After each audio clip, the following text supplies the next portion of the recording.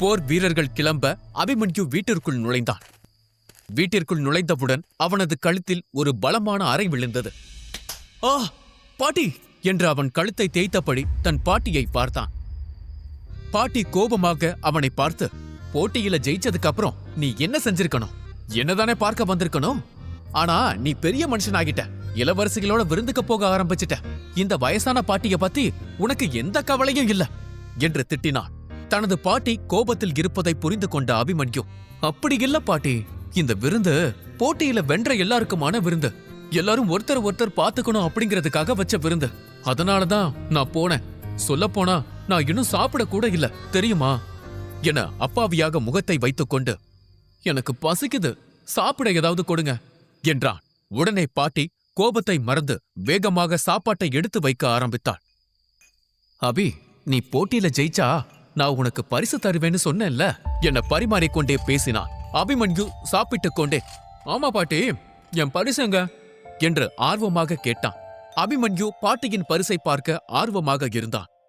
அதனால் வேகமாக சாப்பிட்டு முடித்து எழுந்து நின்றான். பாட்டி அவன் பரிசை எடுக்க உள்ளே சென்றான். அப்பொழுது அவனது தந்தையின் பொருட்கள் இருந்த அந்த பெட்டி அவன் ஞாபகத்திற்கு வந்தது.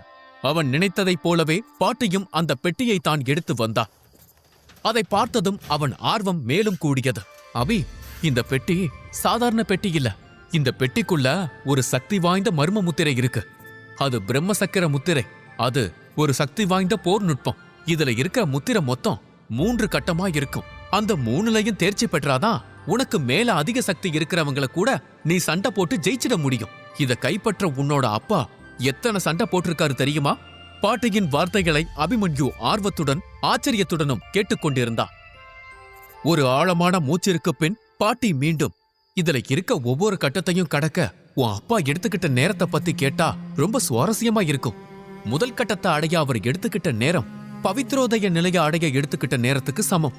இந்த 2வது கட்டத்தை அவர் அடைய எடுத்துக்கிட்ட நேரம் இருக்கே, அது அமரோதய நிலைய அடைகிற நேரத்துக்கு சமம். ஏன்னா அவரால பஞ்ச பூதங்கள்ல 2 பூதங்களைத்தான் கட்டுப்படுத்த முடிஞ்சிச்சு என்று அவன் பாட்டி சொல்லிக் கொண்டிருந்தான். அதை கேட்டு அபிமன்யு ஒரு நொடி அரண்டு போனான். தன் பாட்டிக்கு இவ்வளவு விஷயம் தெரியும் என்று அவனுக்கு இதுவரை தெரியாது. அவன் இதற்கு முன்பு இதை பற்றி பேசியது இல்லை. தனது தந்தை அமரோதய நிலையை கடந்த மாவீரர் என்பதை கேள்விப்பட்டதும் அவனுக்கு அவன் தந்தை மீது இருந்த மரியாதை கூடியது. அமரோதய நிலை வீரரால் பஞ்ச பூதங்களையும் கட்டுப்படுத்த முடியும். இது அனைத்து சக்கரத்தையும் திறந்த ஒருவரால் மட்டுமே செய்ய முடியும். அபிமன்யுவின் முகத்தில் இருந்த புன்னகையை பார்த்தவுடன் பாட்டி மீண்டும் ஆழ்ந்த பெருமூச்சுடன், உனக்கு ஒன்னு தெரியுமா? உன்னை அப்பானால முடியாதத உன்னால செய்ய முடியும். அவர் 2 பஞ்சபூதங்களைத்தான் தன் கட்டுப்பாட்டுல எடுத்தாரு. நீ நிலம், நீர், காற்று, ஆகாசம், பூமின்னு 5 பூதத்தையும் உன் கட்டுப்பாட்டுல எடுக்கணும். இங்க நிறைய பேரு பிரம்ம சக்கர முத்திரையை படிச்சு கத்துக்குவாங்க.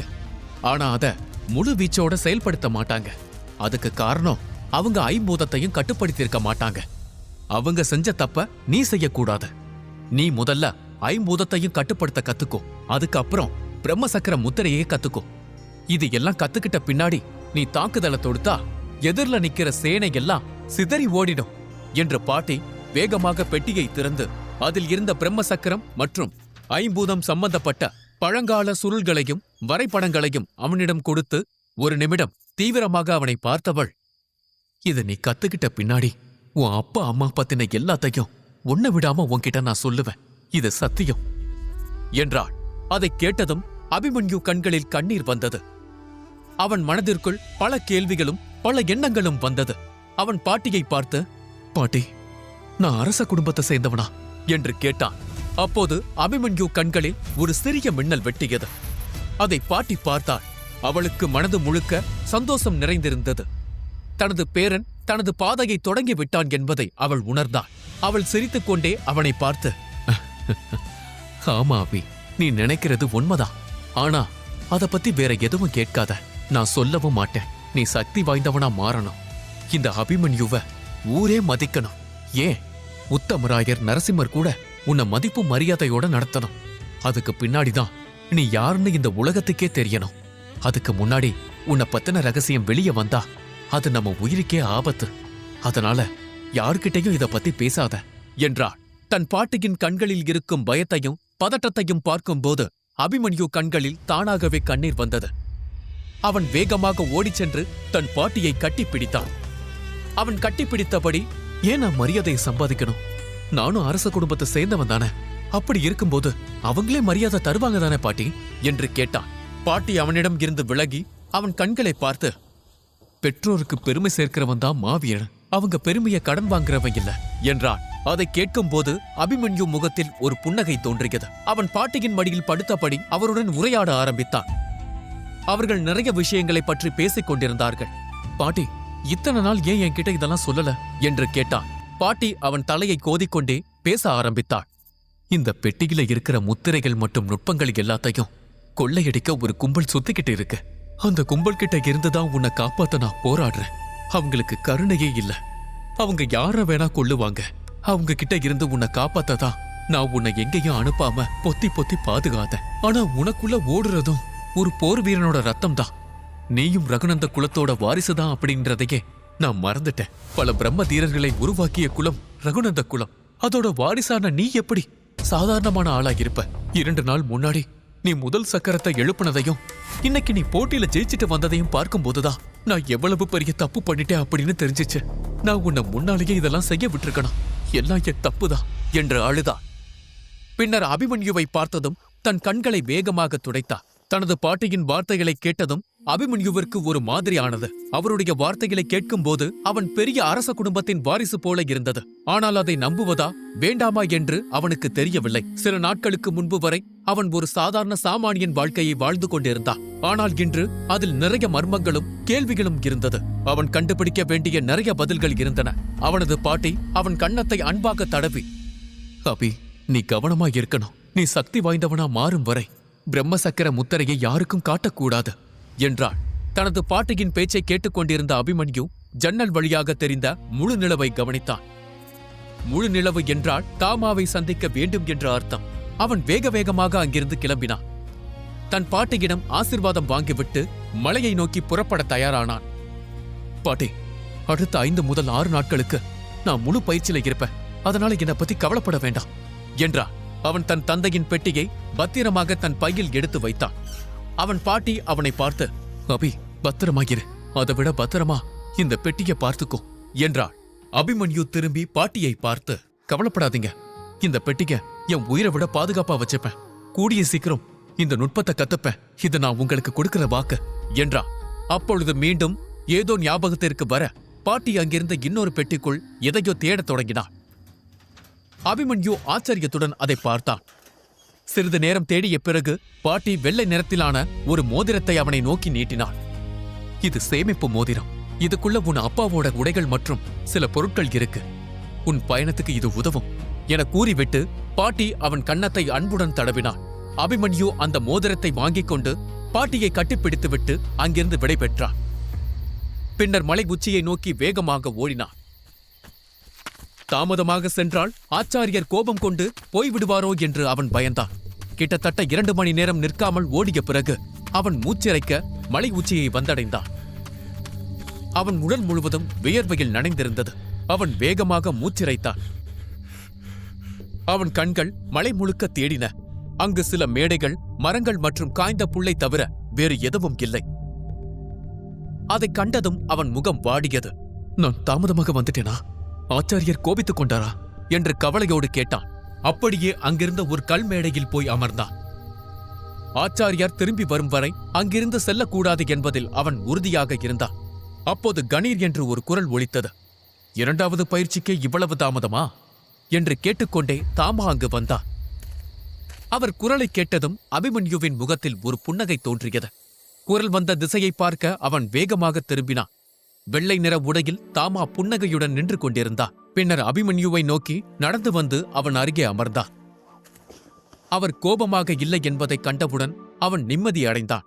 பின்னர் அவன் தன் சேமிப்பு மோதிரத்தை செயல்படுத்தி அதில் இருந்து ஒரு பழைய செப்புத்தாளை வெளியே எடுத்தான். அதை தாமாவிடம் காட்டினான். அதை கண்டதும் தாமா அதிர்ச்சி அடைந்தார். இது பிரம்மசக்கர நுட்பம். இது எங்கிருந்து உனக்கு கிடைத்தது என்று கேட்டார். ஆச்சாரியரே ஆச்சரியப்படுவதைக் கண்டவுடன் அபிமன்யுவின் கண்கள் மேலும் பிரகாசமாகியது. ஆச்சாரியரே, இந்த நுட்பத்தை நான் எப்படி கத்துக்கிறதுன்னு சொல்லித்தர முடியுமா என்று கேட்டான். அதை கேட்ட ஆச்சாரியர் அந்த செப்பு தகட்டை மீண்டும் அவனிடமே கொடுத்தார். இந்த நுட்பத்தை அவ்வளவு எளிதாக உன்னால் கற்றுக்கொள்ள முடியாது. இதை கற்றுக்கொள்ள உனக்கு நீண்ட காலம் எடுக்கும். அதற்கு முன்னர் நீ உன் அனைத்து சக்கரங்களையும் எழுப்ப வேண்டும். அதன் பிறகு பஞ்சபூதத்தில் ஒன்றையாவது கட்டுப்படுத்தி அதன் சக்தியை பெற வேண்டும் என்றவர் அபிமன்யுவை பார்த்து நிதானமாக, அபிமன்யு, உன் கையில் இருப்பது சாதாரண போர் நுட்பம் அல்ல. இது ஒரு சக்தி வாய்ந்த அழிவு நுட்பம். இதை கட்டுப்படுத்த வலுவான உடலும் உடையாத மனமும் தேவை. உண்மையை கூற வேண்டும் என்றால் இந்த நுட்பம் செயல்படுத்தப்பட்டால் அதை என்னால் கூட தடுக்க முடியாது. இந்த பிரம்ம சக்கரத்தை உடைக்கும் வலிமை எனக்கு இல்லை. ஏன், இங்கிருக்கும் பலருக்கு இல்லை. இந்த நுட்பம் உன்னிடம் இருப்பது நீ செய்த அதிர்ஷ்டம். நீ இதை கற்றுக்கொண்டு இதில் தேர்ச்சி பெற விரும்பினால் அதற்கு சித்தார்த்த குருகுலத்திற்கு செல்ல வேண்டும். ஆனால் சித்தார்த்த குருகுலத்திற்கு செல்ல வேண்டும் என்றால் அங்கு நடைபெறும் தேர்வில் தேர்ச்சி பெறும் அளவிற்கு நீ சக்தி வாய்ந்தவனாக மாற வேண்டும். சித்தார்த்த குருகுலத்தின் போட்டிகள் இந்திரபுரி பேரரசின் போட்டிகளை விட கடினமானது. 100 பேர் போட்டியிட்டால் ஒருவரால் மட்டுமே அதற்குள் நுழைய முடியும். அதனால் நீ செல்ல வேண்டிய பாதை பெரியது. எனவே இந்த பெட்டியை இப்போதைக்கு ஒதுக்கி வைத்துவிட்டு அடுத்து என்ன செய்ய வேண்டும் என்பதை மட்டும் மனதில் ஏற்றிக்கொள் என்றார். இதை கேட்டதும் அபிமன்யு சோகமடைந்து தரையை பார்த்தான். பின்னர் தாமா அவனை பார்த்து, சரி சரி, முகத்தை அப்படி வைக்காதே. இது இல்லை என்றால் என்ன? நான் உனக்கு சில நுட்பங்களை கற்றுக் கொடுக்கிறேன். அது இப்போதைக்கு உனக்கு பயன்படும் என்றார். அதை கேட்டவுடன் அபிமன்யு முகம் மலர்ந்தது. அவன் வேகமாக தலையை ஆட்டினான். சரி, அது இருக்கட்டும். மோதிரத்தை திறந்தாயா இல்லையா? அதில் 2வது சுற்றை பற்றிய தகவல்கள் இருக்கிறது. அதை அறிந்து கொண்டால்தான் உன்னால் அடுத்த கட்டத்திற்கு போக முடியும் என்றார். இதை கேட்டவுடன் அபிமன்யு மீண்டும் சோகமடைந்தான். அதை பார்த்த தாமா கோபம் கொண்டார். உனக்கு கொஞ்சம் கூட பொறுப்பே இல்லை. 7 நாட்கள் அல்ல, 7 வருடங்கள் கொடுத்தாலும் உன்னால் 2வது சுற்றில் தேர்ச்சி அடைய முடியாது. உன்னால் எப்படி இப்படி இருக்க முடிகிறது என்று கத்தினார். அபிமன்யு எதுவும் பேசவில்லை. சிறிது நேரம் அங்கு அமைதி நிலவியது. தாமா அவனை பார்த்து, மரியாதையாக அந்த பெட்டியை ஓரமாக வைத்துவிட்டு வந்து உன் பயிற்சியை துவங்க என்றார். அதை கேட்டதும் அபிமன்யு வேகமாக ஓடி வந்தார். சத்திரிய மன்றத்தில் கொடுத்த மோதிரத்தை வெளியே எடுத்தான். தனது பயிற்சியை துவங்கினான். ஒரு பாறையின் மீது தியான நிலையில் அமர்ந்தான். தன் கவனத்தை சிதறடிக்கும் அனைத்தையும் விலக்கிக் கொண்டு முழு கவனத்தையும் அந்த மோதிரத்தின் மீது பதித்தான். அவனது முதுகில் ஒரு சக்கரம் விழித்தெழுந்தது. அதிலிருந்து பிரகாசமான ஒளி வெளிப்படத் தொடங்கியது. அந்த ஒளி படிப்படியாக அவன் உடல் முழுவதும் பரவியது. ஒளியுடன் சேர்ந்து சில மின்னல்களும் வெட்டின. தாமாவின் அறிவுறுத்தலின்படி அபிமன்யு அந்த சக்தியை தனக்கு முன்னால் இருந்த மோதிரத்தின் மீது செலுத்தினான். மின்னலும் பிரகாசமான ஒளியும் அருவி போல அந்த மோதிரத்தில் கொட்டியது. சில நிமிடங்கள் கழித்து மோதிரம் திறந்தது. இருப்பினும் அவன் அதை எடுக்க முயன்ற போது அது அவனது கட்டுப்பாட்டில் இருந்து தப்பி போட முயன்றது. அளவிற்கு அதிகமான சக்தி அந்த மோதிரத்திற்குள் பாய ஆரம்பித்தது. அதற்கு காரணம் அபிமன்யு உடலில் இருந்து வரம்பில்லாமல் சக்தி கொட்டிக் கொண்டிருந்தது. அது தாமாவையே ஆச்சரியப்படுத்தியது. தாமா உடனடியாக அந்த சக்தியை தன் உடலில் வாங்கிக் கொண்டார். அவர் மீது அந்த சக்தி மழை போல பொழிந்தது.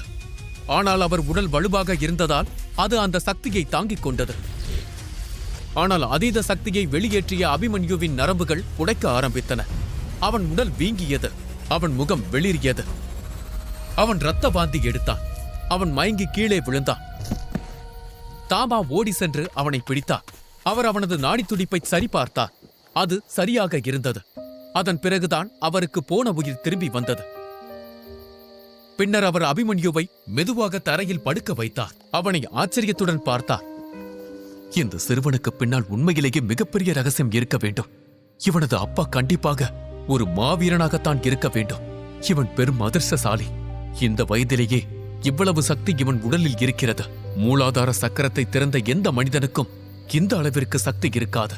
உண்மையில் இவனுடைய மூலாதார சக்கரத்தின் சக்தி என்னுடையதை விட அதிகமாக இருக்கிறது. இவன் உண்மையில் யார்? இவனுடைய உடலில் எப்படி இத்தனை தெய்வீக முத்திரைகள் இருக்கிறது? இவன் பெற்றோர் யார் என்று அவர் வியப்போடு அபிமன்யுவை பார்த்துக் கொண்டிருந்தார். அபிமன்யு மயக்கத்தில் உறங்கிக் கொண்டிருந்தார். இரவு சூழ்ந்தது. பின்னர் காலை பொழுது விடிந்தது. சூரிய ஒளி கதிர்கள் அவன் முகத்தில் விழுந்தன. அவன் கண்களை திறந்தான். ஆனால் அவன் ஒரு கடுமையான வலியை உணர்ந்தான். பின்னர் தாமா அவனை தூக்கி உட்கார வைத்தார். ஆச்சாரியரே, எனக்கு என்ன ஆச்சு? நான் எப்படி மயக்க ஆன? நான் மோதிரத்தை திறந்துட்டனா என்று கேட்டான். அவனைக் கண்டு தாமா சிரித்தார். ஆச்சாரியரே, நான் உங்ககிட்ட அப்படி என்ன கேட்டுட்டேன்? நீங்கள் ஏன் சிரிக்கிறீங்க என்று கேட்டான். இத்தனை கேள்விகளை ஒரே நேரத்தில் கேட்டால் நான் எப்படி பதில் சொல்லுவது என்று கேட்டா. ஆச்சாரியரே, இந்த நேரத்துல நகைச்சுவை தேவைதானா என்று கேட்டான். பின்னர் அவன் கோபமாக எழுந்திருக்க முயன்றான். தாமா அவனை தடுத்து நிறுத்தி, சரி சரி, நான் உனக்கு எல்லாவற்றையும் சொல்கிறேன் என்றார். நேற்று இரவு நடந்த அனைத்தையும் ஆச்சாரியரே அவனிடம் கூறினார். அவனது உள்சக்தி அவனது கட்டுப்பாட்டை மீறி சென்றதை அவர் விவரித்தார். அதை கேட்டதும் அபிமன்யு பயந்து போனான். ஐயோ ஆச்சாரியரே, அப்ப நான் பழைய நிலைமைக்கு எப்ப திரும்புவேன் என்று கேட்டான். அபிமன்யு, உண்மையை சொல்ல வேண்டும் என்றால் உன் உடலில் ஓடும் சக்தி நரம்புகள் அனைத்தும் பலவீனமாக உள்ளன. நீ குணமடைய குறைந்தது 10 நாட்களாவது ஆகும் என்றார். இதை கேட்ட அபிமன்யு சோகமடைந்தான். அவன் சோகத்தைக் கண்டதும் ஆச்சாரியர் சிரிக்கத் தொடங்கினார். ஆச்சாரியர் சிரிப்பதை பார்த்து அபிமன்யு மீண்டும் கோபம் கொண்டான். ஆச்சாரியரே, நீங்க மறுபடியும் என்ன வச்சு விளையாடுறீங்க, இது சரியில்லை என்றார். பின்னர் ஆச்சாரியர் அவனை பார்த்து, அபிமன்யு, நீ என் சீடன், ஆச்சாரிய தாமாவின் சீடன். இந்த உலகம் ஏங்கி தவிக்கும் குரு நான். அப்படிப்பட்ட நான் இங்கே இருக்கும் போது உனக்கு என்ன ஆகும்? உனக்கு ஒன்றும் இல்லை, நீ நன்றாகத்தான் இருக்கிறாய். இதுவரை உன் சக்தியை நீ சரியாக பயன்படுத்தவில்லை. முதல் முறை நேற்றுதான் அதை சரியாக பயன்படுத்தினாய். அதனால்தான் உன் உடல் மலையை உடைத்ததைப் போல வழியை காட்டுகிறது. ஆனால் அதிர்ஷ்டவசமாக நீ உன் மோதிரத்தை திறந்து விட்டாய். எனவே வழி உனக்கு ஒரு வெகுமதியை கொடுத்திருக்கிறது. இப்போது உனக்கு என்ன பணி கொடுக்கப்பட்டிருக்கிறது என்பதை பார்த்து நீ அதை முடிக்க வேண்டும் என்றார். அதைக் கேட்டதும் அபிமன்யு மகிழ்ச்சி அடைந்தான். அபிமன்யுவின் உடலில் இவ்வளவு பெரிய சக்தி எப்படி வந்தது? அபிமன்யு அப்பா அம்மாவை பற்றி பாட்டி மறைக்கும் ரகசியம் என்ன? அவனை பற்றிய ரகசியம் வெளியே தெரிந்தால் என்ன ஆகும்?